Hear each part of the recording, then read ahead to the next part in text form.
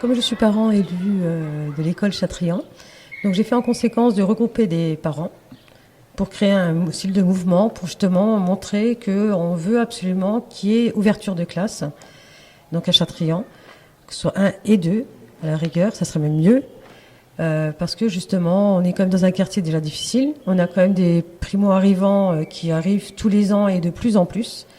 Donc sur le coup, ça crée quand même des grosses difficultés au niveau de l'enseignement par rapport à des classes surchargées, à des profs qui peuvent pas non plus tout gérer, les enfants à difficulté et d'autres qui suivent.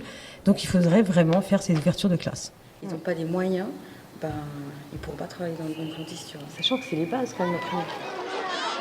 En fait, l'an prochain, nous devrions avoir 358 élèves dans les classes ordinaires, dans les 16 classes ordinaires de l'école, ce qui représente un nombre qui, en soi, est tout à fait supportable.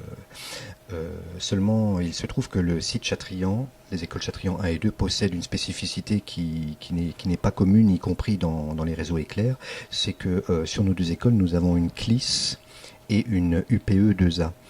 Et ces élèves sont à ajouter à l'effectif actuel, puisqu'ils seront inclus dans les classes ordinaires, ce qui va nous faire selon les projections qu'on a mises en place, qui va nous faire à peu près entre 380 et 400 élèves à la rentrée. Donc 400 élèves, ça signifie 25 par classe.